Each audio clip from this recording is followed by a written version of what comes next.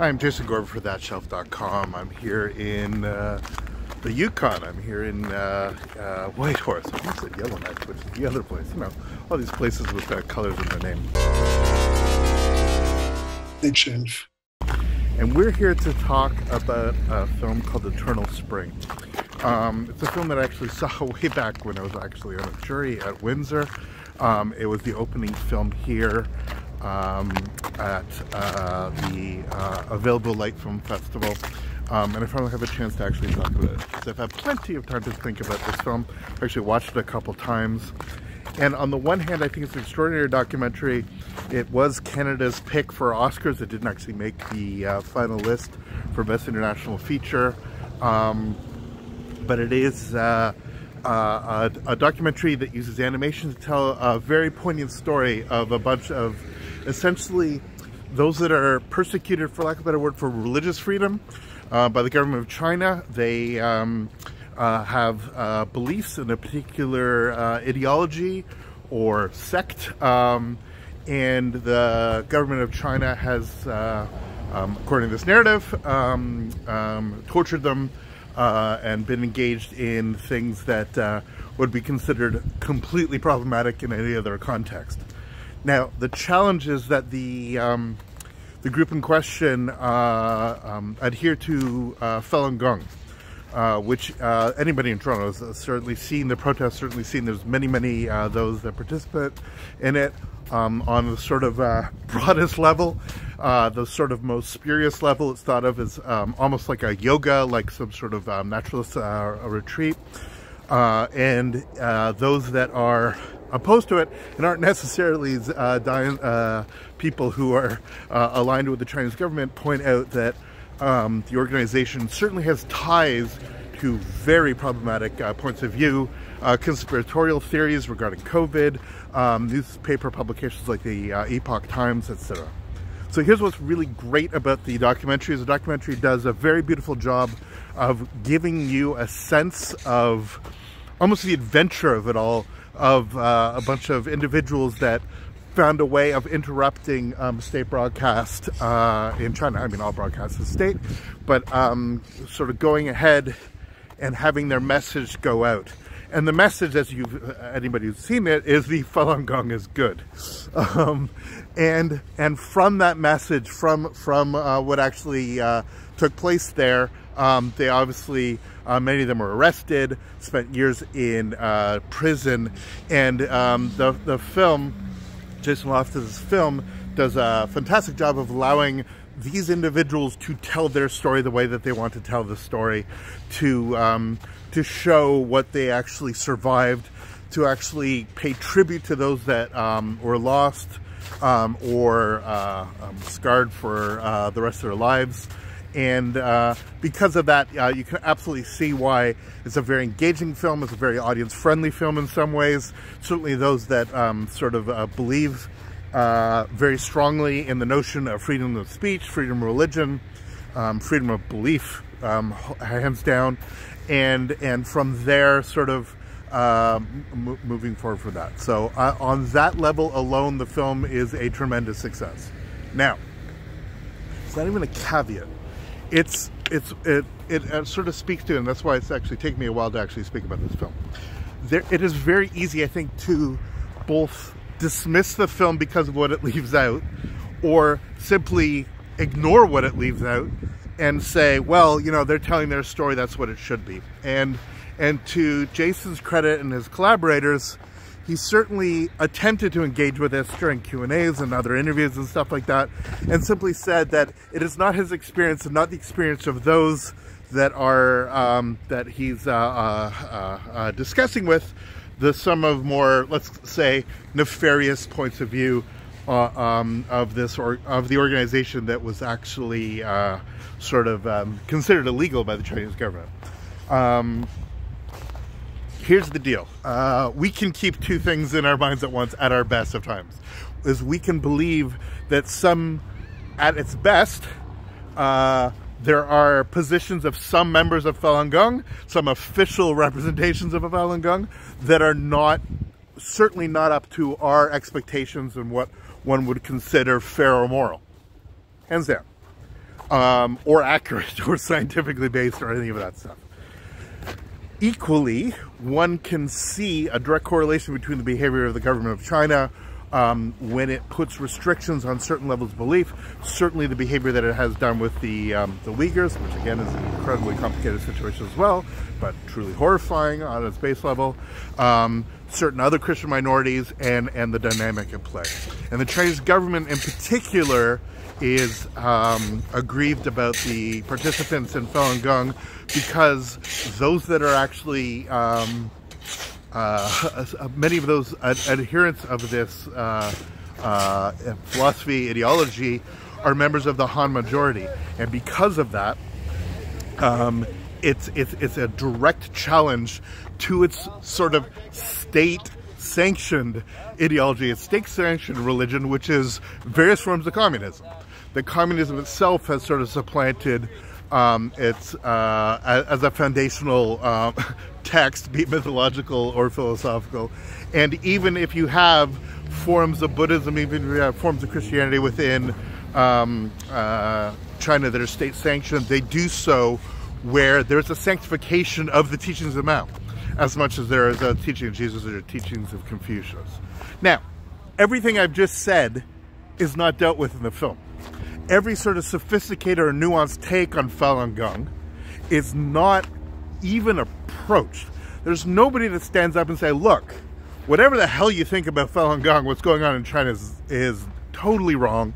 And even if you violently disagree with what Falun Gong represents politically in terms of homophobia, in terms of their views on COVID, if that is to be ascribed to on the general Falun Gong community, which is itself debatable, but let's just say that that's the case, just for the sake of argument.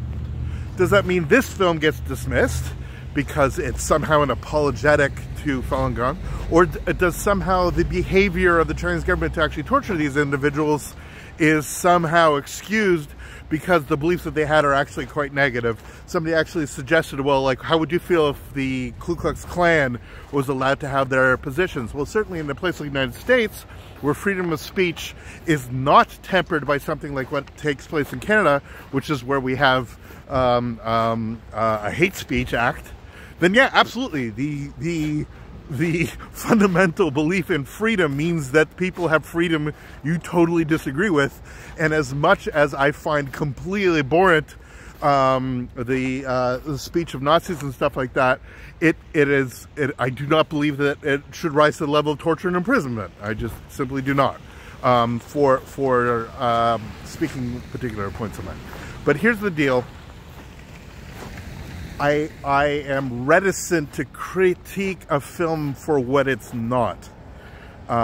This film very much tells the story of the individuals and does so in a very engaging and very rich way. And its visualization is nicely done. But that is not, it's a fine line between actually allowing people to tell their own stories and to essentially serve as another level of myth-making, of propagandizing.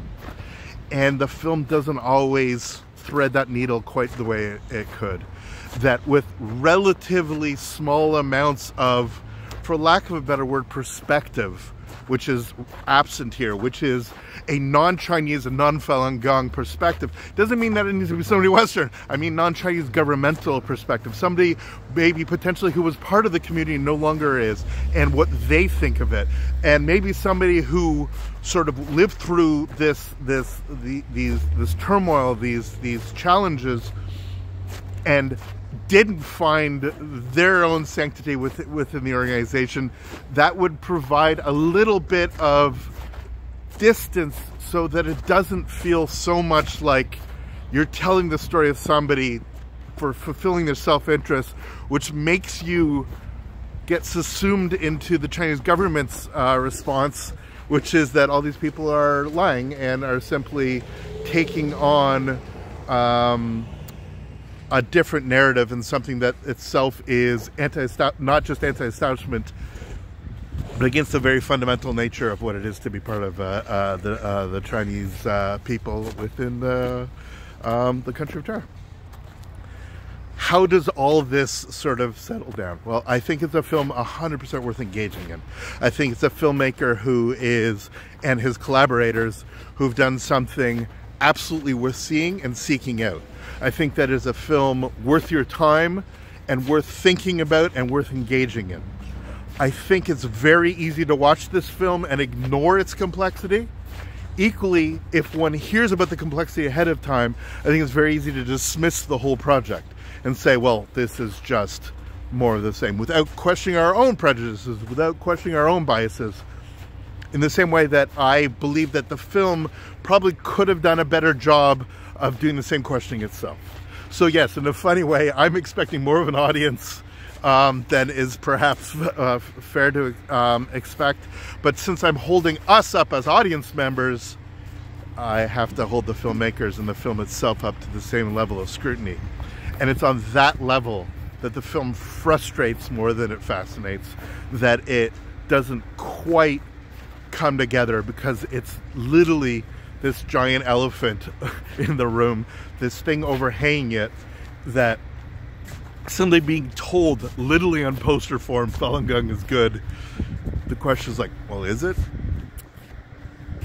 Is itself, there are answers to that question, but the question never really gets asked.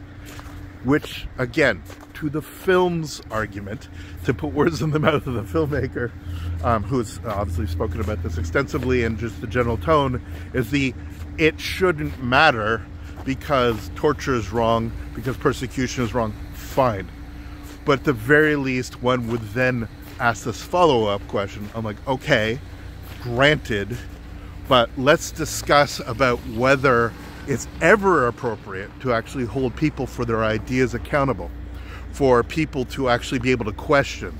Are people, for example, within Falun Gong able to criticize Falun Gong, or are they held, as has been suggested by some, I don't promise to be an expert on this, but there are those that actually suggest that the institution itself, the general organization, insofar that it is an organization, has itself done much to actually make its message very orthodox, and those that sort of speak ill of that organization are seen as nothing other than puppets of the Chinese government.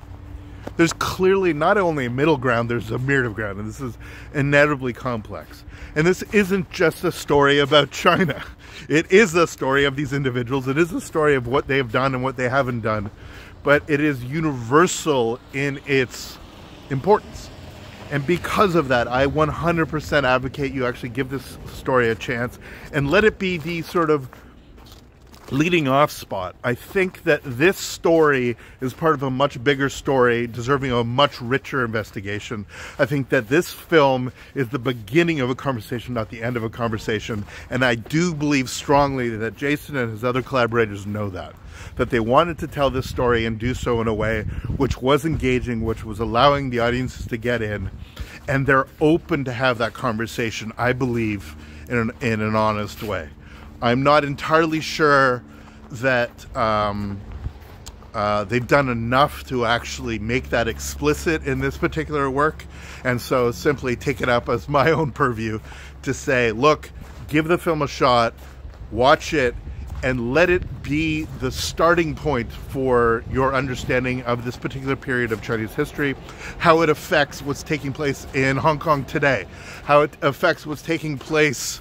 I mean, Yukon, and yesterday a balloon was shot down that was supposedly somehow tied to what's taking place. The nation of China, the ideology of China, the billion-plus people there will for the next decades be a dominant cultural form on the planet. And it remains for so many people an absolute closed system. We see aspects of it, but it's so easy to fall into prejudice, into notions of simplicity when it comes to this stuff. And on a fundamental basis, the nuance gets lost whenever we're talking about any of this stuff. And it's that lack of that extra level of nuance missing from this that frustrates so much about this film. But as it plays out, as you actually see it work, you truly do, I believe, get a sense of what these people feel their story is. And that allows them, and it's a story we haven't seen before, I haven't seen before. And because of that, the film on that level triumphs, and on this other level frustrates entirely. And it's that contradiction, that ambivalence of the film that I think makes it both frustrating and fascinating. For thatshelf.com, I'm Jason Gorber. Thanks so much for watching. Please subscribe. Let us know in the comments what you think. This is obviously a very controversial film that's resulted in all kinds of discussion from those both pro and against. I would love to hear what you think. Please keep it civil, keep it open. That's the entire point, is we're looking for that open-mindedness, but also the nuance of thought, not something we're going to sort of always expect from YouTube comments. But hopefully, I mean, let me know what you thought or felt about watching this film, but more importantly, give the film a shot. Take it on its own terms. That's the least that we can do to sort of respect the filmmaking, the filmmakers, and the participants involved. Allow them to tell their story, and then we can engage with that story in that second level conversation. Thanks so much for watching. Take care from here in the Yukon, and we will see you next video. All the best. Take care.